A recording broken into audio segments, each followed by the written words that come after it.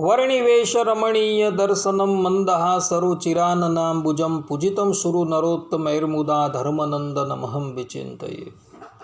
असतो मा षड्गमय तमसो मा ज्योतिर्गमय मृत्युर्मा अमृतं गमय। ओम शांति शांति शांति। આજની જ્ઞાન સભાની અંદર પધારનારા બધા જ ભગવદ્ ભક્તોને વેદાંતાચાર્ય પુરાણ ઇતિહાસાચાર્ય અમે ફિલોસોફી શાસ્ત્રી રાકેશભાઈના હેતપૂર્વક જય સ્વામિનારાયણ। ભક્તો, ગયા વખતની જ્ઞાન સભાની અંદર આપણે જન્મ મરણ સંબંધી જે સૂતક જે છે તેની વાત કરતા હતા। એની અંદર તમને જન્મ સંબંધી શૌચ જે છે એ શૌચ કેવી રીતના પાળવાનું, કેટલી પેઢી પર્યંત એ શૌચ લાગે છે વગેરે વગેરે બાબતો જે છે એ શાસ્ત્ર મુજબ અમે તમારી પાસે વર્ણવેલી હતી। ભક્તો, જન્મના શૌચની અંદર ખાસ ધ્યાન રાખજો કે જન્મના શૌચની અંદર મરણના શૌચ જેટલું પાળવાનું નથી। વૈષ્ણવાચાર્યોનો એવો નિર્ણય છે કે જન્મના શૌચની અંદર શૌચવાળો વ્યક્તિ જે છે એ મંદિર આવીને ઠાકોરજીના દર્શન કરી શકે છે।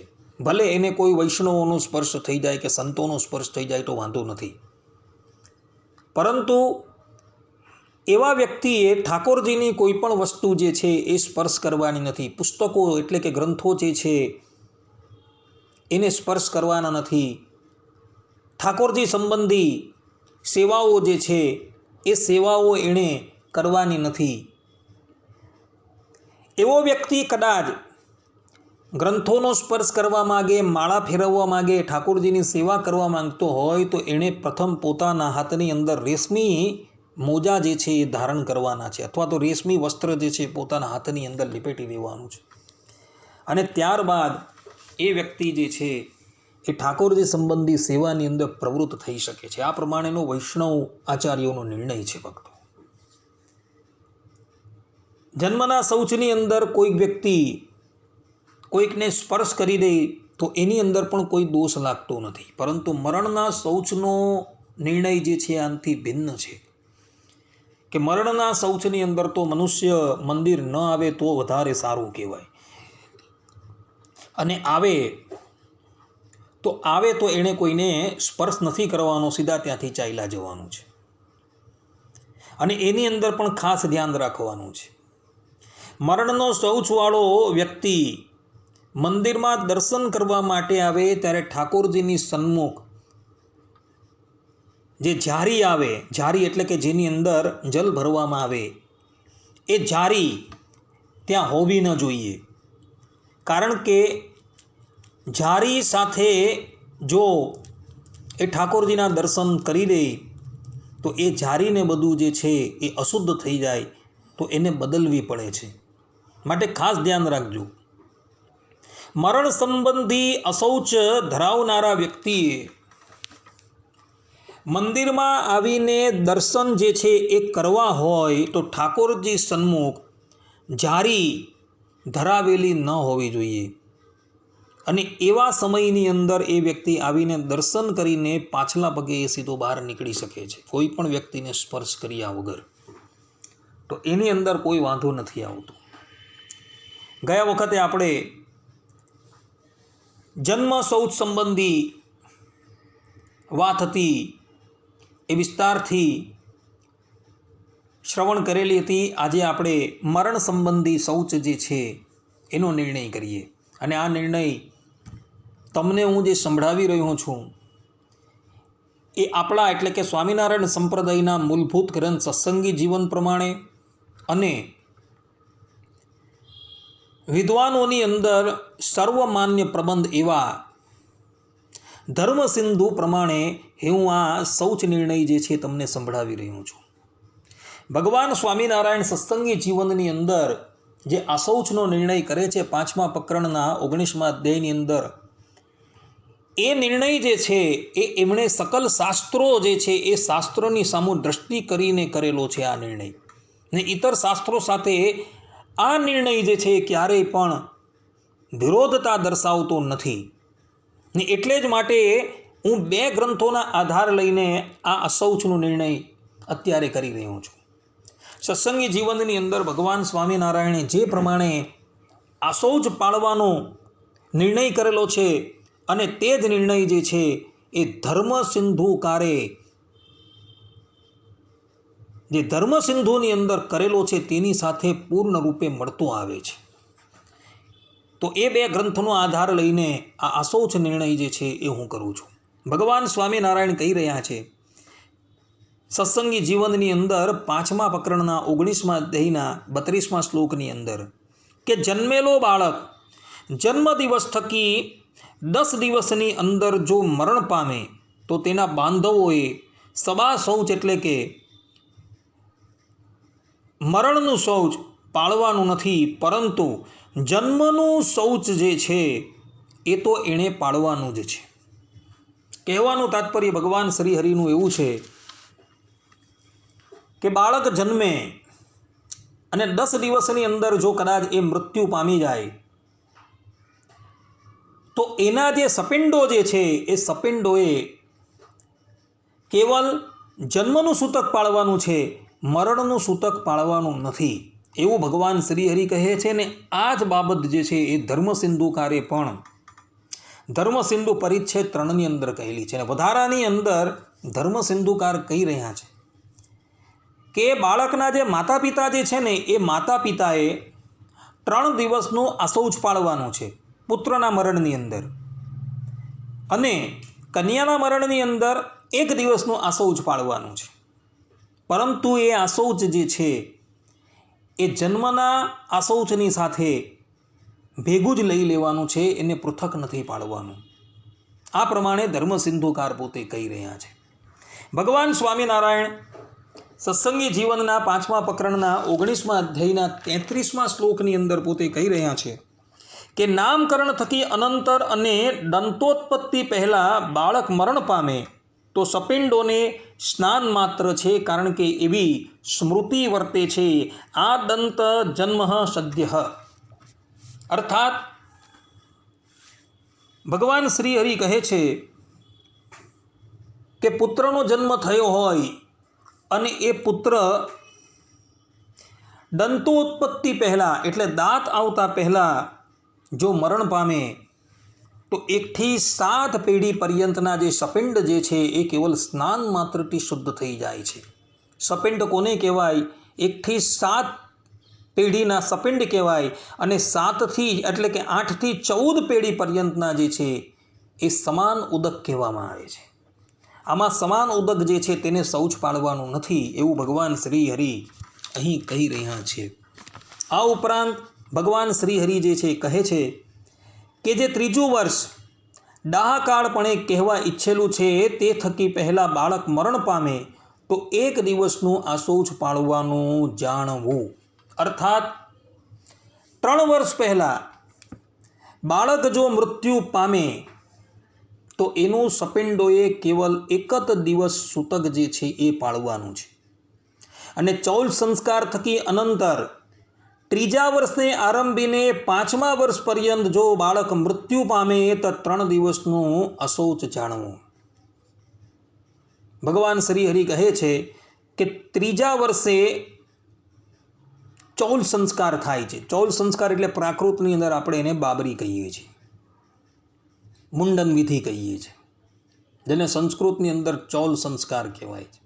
કે ચૌલ સંસ્કાર પછી 5મા વર્ષ પર્યંતની અંદર જો બાળક મૃત્યુ પામી જાય તો એનું 3 દિવસનું અશૌચ જે છે એ પાળવાનું છે. 5મા વર્ષ થકી પર મૌજી બંધન એટલે કે ઉપવીત સંસ્કાર સુધીમાં જો મરણ પામે તો પણ 3 દિવસનું અશૌચ છે. 5 વર્ષનો બાળક હોય અને એ બાળક મૃત્યુ પામે તો એનો નિર્ણય ભગવાન સ્વામિનારાયણ કહે છે કે ઉપવીત સંસ્કાર સુધીની અંદર એટલે કે 5 વર્ષની ઉંમરથી લઈને 8 વર્ષ પર્યંતનો બાળક જો મૃત્યુ પામે, કારણ કે ઉપવીત સંસ્કાર જે છે એ 8 વર્ષે થાય છે, તો 5 થી 8 વર્ષ પર્યંતનો બાળક જે છે એ મૃત્યુ પામે તો એનું આસૌજ જે છે એ 3 દિવસનું જાણવું. ભક્તો, આ કેવલ ને કેવલ પુત્રના જન્મ વિશે છે. પુત્રીના જન્મ સંબંધી આખો નિર્ણય જે છે એ ભિન્ન છે. એટલે કેવલ આ પુત્રની વાત થયેલી છે. હવે ભગવાન સ્વામિનારાયણ જે છે એ પુત્રીની વાત કરી રહ્યા છે. સત્સંગી જીવનની અંદર 5મા પ્રકરણના 19મા અધ્યાયની અંદર 34 થી 36મા શ્લોકની અંદર ભગવાન સ્વામિનારાયણ પુત્રી એટલે કે કન્યા સંબંધી આસૌચનો પણ નિર્ણય કરી રહ્યા છે. ભગવાન શ્રી હરિ કહે છે કે કોઈ વરને વાગદાનથી નહીં દીધેલી કન્યાના મરણમાં સપિંડોને 1 દિવસ આસૌચ પાળવાનું જાણવું.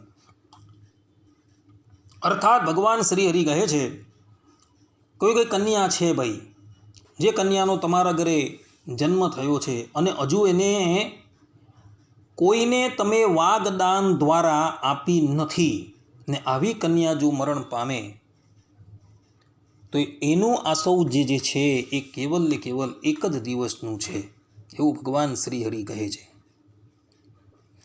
અને પછી અગાડી કહે છે કે વાગદાનથી દીધેલી કન્યાના મરણમાં તો 3 દિવસનું આસૌજ સપિંડોએ જાણવાનું છે. કોઈક સારા યુવકને કન્યા આપવી એ પ્રમાણે નક્કી થઈ ગયું છે અને સામેવાલાએ પણ તમારો પ્રસ્તાવ જે છે એ સ્વીકાર કરી લીધો છે અને અચાનક એ કન્યા જે છે એ મૃત્યુ પામે તો સપિંડોએ 3 દિવસનું સૂતક પાળવાનું છે. કોઈ કહે કે ભાઈ વર પક્ષવાળાએ શું, તો એને કોઈ જાતનું સૂતક નથી, કારણ કે લગ્ન ગ્રંથિથી હજુ જોડાયા નથી, કેવલ વાગદાન થયું છે. માટે ભક્તો, આ પ્રમાણેનો નિર્ણય શાસ્ત્રકારોએ કરેલો છે. ભગવાન શ્રી હરિ અગાડી કહે છે કે વ્રતાદેશ ઉપનયન પછી અને ઉપનયન સ્થાનીય વિવાહ પછી પુરુષના કે સ્ત્રીના મરણમાં પોતપોતાના વર્ણને અનુસારે દ્વિજોને પાળવાનું આસૌચ જાણવું. તેમાં વિપ્રને 10 દિવસનું, ક્ષત્રિયને 12 દિવસનું, વૈશ્યને 15 દિવસનું અને શૂદ્રને 1 માસ આસૌચ પાળવાનું જાણવું. અથવા સામાન્યતઃ સર્વો કોઈ વર્ણોએ 10 જ દિવસ આસૌચ પાળવાનું છે. અહીં ભગવાન સ્વામિનારાયણે સ્પષ્ટ રૂપે એવો નિર્ણય કરેલો છે કે કન્યા જે છે એ કન્યાના લગ્ન થઈ ગયા અને એ પોતાના પતિના ઘરે ગઈ અને ત્યાં પુરુષ અથવા તો સ્ત્રી એના મરણની અંદર બ્રાહ્મણ હોય તો એ બ્રાહ્મણે 10 દિવસનું સૂતક, ક્ષત્રિય વર્ણ હોય તો એણે 12 દિવસનું સૂતક, વૈશ્ય વર્ણ હોય તો એણે 15 દિવસનું સૂતક અને શૂદ્ર વર્ણ હોય તો એણે 1 માસ પર્યંતનું સૂતક પાળવું. આ પ્રમાણેનો નિર્ણય ભગવાન સ્વામિનારાયણે ધર્મશાસ્ત્ર સામુ દ્રષ્ટિ કરીને કરેલો છે. પરંતુ ભગવાન સ્વામિનારાયણ જે છે બીજું પણ કહી રહ્યા છે, કારણ કે કળિયુગની અંદર ગરુડ પુરાણની અંદર સ્પષ્ટ રૂપે એવું લખેલું છે કે કલિકાલની અંદર કેવલ સામાન્યતઃ દરેક વર્ણના લોકોએ 10 દિવસનું આસૌચ પાળવાનું છે, મરણનું આસૌચ. એટલે ભગવાન સ્વામિનારાયણે અહીં અંતે એ વાત સ્પષ્ટ રૂપે લખેલી છે કે ભાઈ દરેક સાધારણ વર્ણના લોકોએ જે છે એ કલિકાલની અંદર 10 દિવસનું આસૌચ તો જે છે એ ફરજિયાત પાળવાનું છે ને પાળવાનું છે. અને પછી ભગવાન સ્વામિનારાયણ અગાડી પણ કહે છે કે આપતકાળની અંદર 10 દિવસના સૂતકનો પણ નિયમ નથી. કદાચ બહુ મોટો આપતકાળ હોય, કોઈક મોટો રોગચાળો ફેલાયો હોય, મહામારી ફેલાઈ હોય, દેશની ઉપર કોઈક શત્રુ દેશે આક્રમણ કરેલું હોય, તો એવા આપતકાળની અંદર આસૌચ જે છે એ કોઈ નિયમ રાખતું નથી. અર્થાત કે એવી વ્યક્તિએ 10 દિવસનું આસૌચ પાળવું જ એવો કોઈ નિયમ નથી. આ ખાસ ભક્તો ધ્યાન રાખજો કે આપતકાળના સમયની અંદર કદાચ કોઈક વ્યક્તિ મૃત્યુ પામે તો 10 દિવસનું આ શૌચ પાળવું ફરજિયાત નથી. અને આ જ બાબત જે છે એ અંગીરા ઋષિએ પણ અંગીરા સ્મૃતિની અંદર પ્રમાણિત કરેલી છે. એવો પણ ત્યાં સ્પષ્ટ રૂપે કહી રહ્યા છે કે આપતકાળની અંદર શૌચનું વિધાન નથી, એટલે ફરજિયાત 10 દિવસનું સૂતક પાળવું પડે એવું વિધાન નથી. આપતકાળ પ્રમાણે તમારે વર્તવાનું છે. આ વાત ખાસ ધ્યાન રાખજો ભક્તો. અને સ્મૃતિઓ જે છે એ તો આપતકાળની અંદર સદ્ય શુદ્ધિનું પણ સમર્થન કરી રહી છે. સ્મૃતિ કહે છે આપદ્યપી ચ કષ્ટાયામ સદ્ય શૌચમ વિધીયતે, કે આપતકાળની અંદર તો સદ્ય શુદ્ધિ થઈ જાય છે. માટે ભક્તો, આ પ્રમાણેના આ શૌચના જે નિયમો જે છે એ શાસ્ત્રોકારોએ નક્કી કરેલા છે.